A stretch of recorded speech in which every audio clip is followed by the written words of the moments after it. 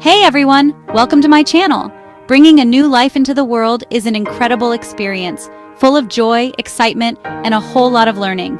You're embarking on an amazing journey, and we're here to support you every step of the way. Being a new parent is amazing, but let's be real. It can also feel like you're constantly navigating uncharted territory. You're probably dealing with sleepless nights, trying to decipher your baby's cries, and questioning every decision you make. Don't worry, we've all been there.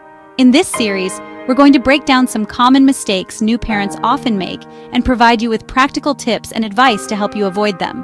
Remember, parenting doesn't come with a manual, so don't be afraid to ask for help. Trust your instincts, and most importantly, enjoy these precious moments with your little one. So, whether you're a first-time parent or you've been around the block a few times, sit back, relax, and let's dive into the essential baby care tips that will make your parenting journey smoother and more enjoyable. Let's talk about feeding your baby, a fundamental aspect of their growth and development. Getting it right from the start can prevent issues down the line and ensure your baby is happy and well-nourished. Whether you choose breastfeeding or formula feeding, the key is to make sure your baby is getting the right amount of milk and that they're feeding effectively. Proper latch, bottle positioning, and recognizing hunger cues are crucial for a positive feeding experience. Now, overfeeding is a common concern among new parents. Babies are naturally good at self-regulating their intake, but sometimes we might misinterpret their cues and offer more milk than they need. This can lead to digestive discomfort, spitting up, and even impact their sleep. Remember, every baby is different and their feeding needs will vary. Pay close attention to their hunger and fullness cues, and don't hesitate to consult with your pediatrician or a lactation consultant if you have any concerns. All right, let's break down those hunger cues. Babies have their own unique ways of telling us they're ready to eat. Early signs of hunger include things like rooting, where they turn their head towards your touch, opening and closing their mouth and sucking on their hands or fingers. As they get hungrier, you might notice them getting more active, moving their arms and legs, and even fussing a bit. It's important to respond to these early cues because as they get more worked up, it can be harder to calm them down for a successful feeding. Now, on the flip side, it's also essential to recognize when your baby is full. Signs of fullness can include turning their head away from the breast or bottle, closing their mouth tightly, and slowing down or stopping sucking. They might also give you some cute little cues like becoming more relaxed, opening their hands, or even falling asleep. Paying attention to these signals will help you avoid overfeeding and ensure your baby is comfortable and satisfied. Finding the right feeding rhythm takes time and patience. Don't get discouraged if it feels a bit challenging at first. It's a learning curve for both you and your baby. Remember, breastfeeding shouldn't be painful. If you experience any discomfort, reach out to a lactation consultant for guidance on latch and positioning. If you're formula feeding, ensure you're using the correct formula for your baby's age and preparing it according to the instructions. Burping your baby regularly during and after feeding is important to help release any trapped air and prevent gas. Hold your baby upright, supporting their head and neck, and gently pat or rub their back until you hear a burp. And lastly, creating a calm and relaxing feeding environment can make a world of difference. Find a quiet and comfortable spot where you can bond with your baby and enjoy those special feeding moments. Let's be honest, sleep is a hot commodity in those first few months of parenthood. But getting your baby on a regular sleep schedule is not just about getting more shut-eye for yourself. It's crucial for their overall health and development. You see, while they're snoozing away, their little bodies and brains are hard at work. Sleep is when growth hormones are released, brain connections are strengthened, and their immune system gets a much-needed boost. Now, newborns are still adjusting to life outside the womb, and their sleep patterns can be unpredictable. But by establishing healthy sleep habits early on, you'll help regulate their natural sleep-wake cycles and set the stage for better sleep in the long run. Remember, consistency is key when it comes to baby sleep. Creating a predictable routine will signal to your baby when it's time to wind down and prepare for sleep. Let's talk about building that consistent bedtime routine. It doesn't have to be complicated. In fact, simple is best. Start by choosing a consistent bedtime and wake-up time that works for both you and your baby. About an hour before bedtime, begin your wind-down routine. This could include a warm bath, putting on pajamas, reading a book, singing lullabies, or giving your baby a gentle massage. Keep the lights dim and the environment calm and soothing. Avoid any stimulating activities like screen time right before bed. Remember, babies thrive on predictability, so try to keep the routine as consistent as possible, even on weekends. Now, I know it can be tempting to let your baby fall asleep while feeding or rocking them, but try to put them down drowsy but awake. This will help them learn to self-soothe and fall asleep independently in their crib. Now, it's important to understand that babies sleep differently than adults. They have shorter sleep cycles, which means they wake up more frequently throughout the night.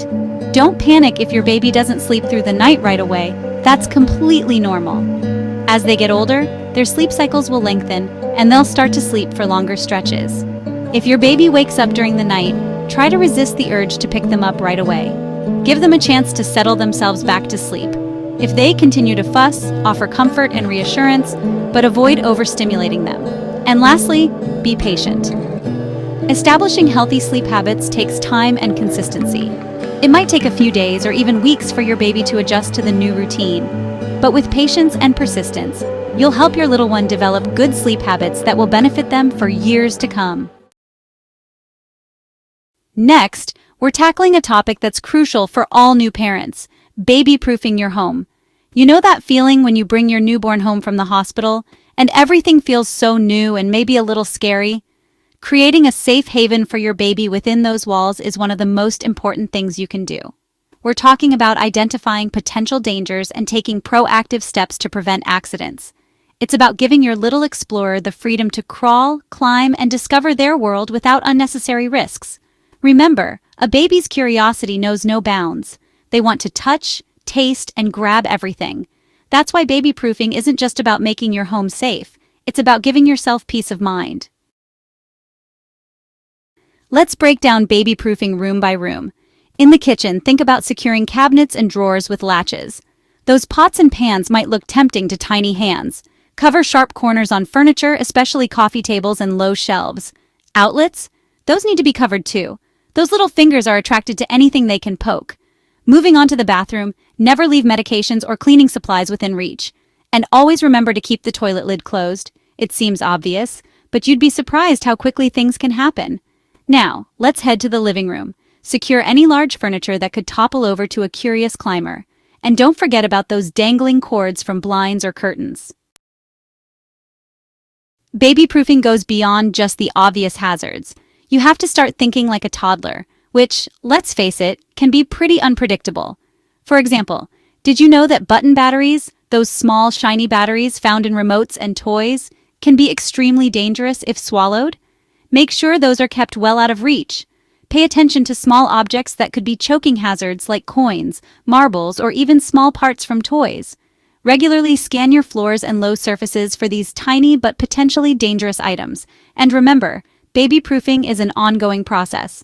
As your child grows and becomes more mobile, you'll need to reassess and make adjustments to ensure their safety. We're talking about essential baby care tips, and this chapter is all about the importance of those regular checkups with your pediatrician. I know life with a newborn is hectic, but trust me, these visits are crucial. You see, those early months and years are when your baby's development is happening at lightning speed.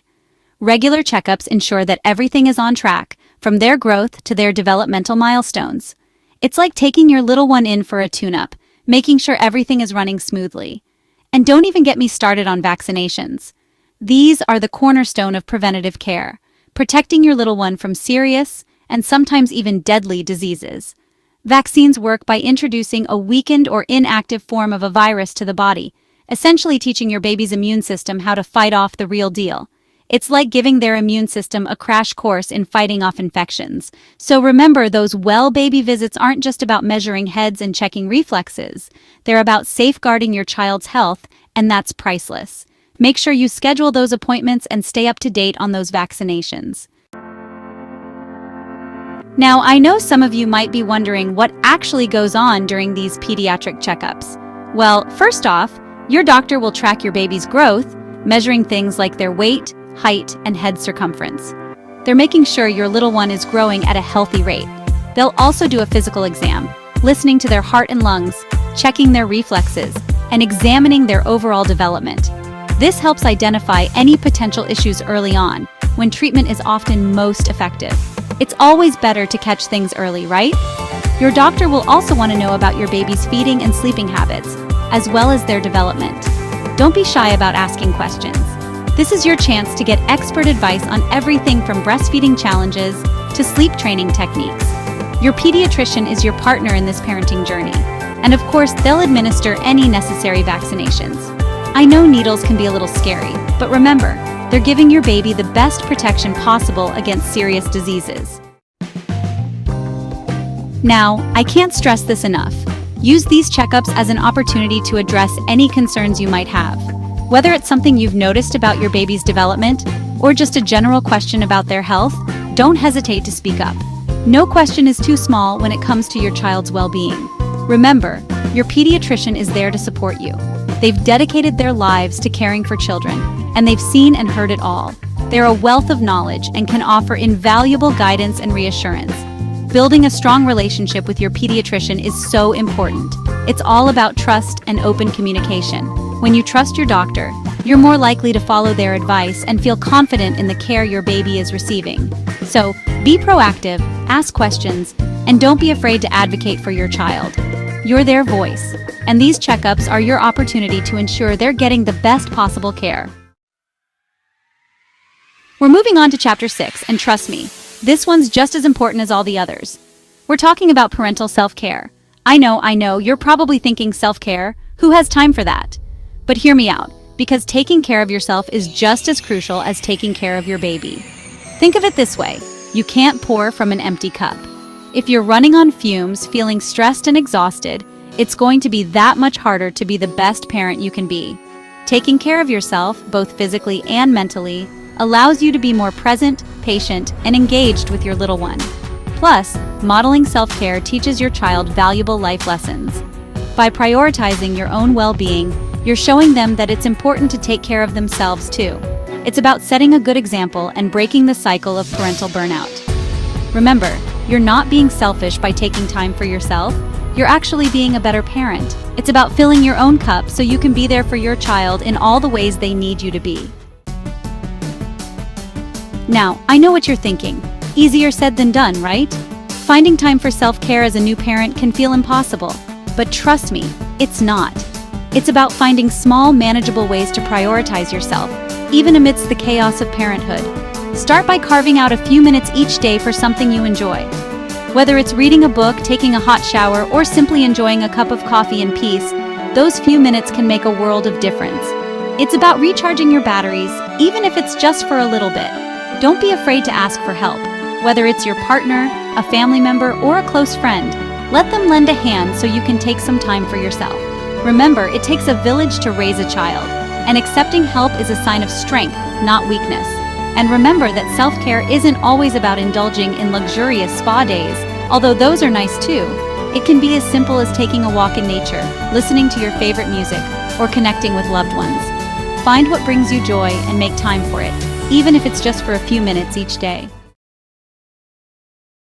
Let's face it, parenthood can be stressful. Sleep deprivation, hormonal changes, and the constant demands of a newborn can take a toll on your mental health. It's important to acknowledge these feelings and find healthy ways to cope with stress. Exercise is a fantastic stress reliever. Even a short walk or some gentle stretching can release endorphins and boost your mood. Plus, it's a great way to get some fresh air and clear your head. Don't underestimate the power of connection. Talk to your partner, a friend, or a family member about how you're feeling. Sharing your experiences can help you feel less alone and gain valuable support. And if you're struggling to cope, don't hesitate to reach out to a mental health professional. There's no shame in seeking help, and therapy can provide you with the tools and strategies you need to manage stress and thrive as a parent. Remember, you're not alone in this journey. That's it for today's video on essential baby care tips. We've covered a lot of ground, from feeding and sleeping to baby-proofing and self-care.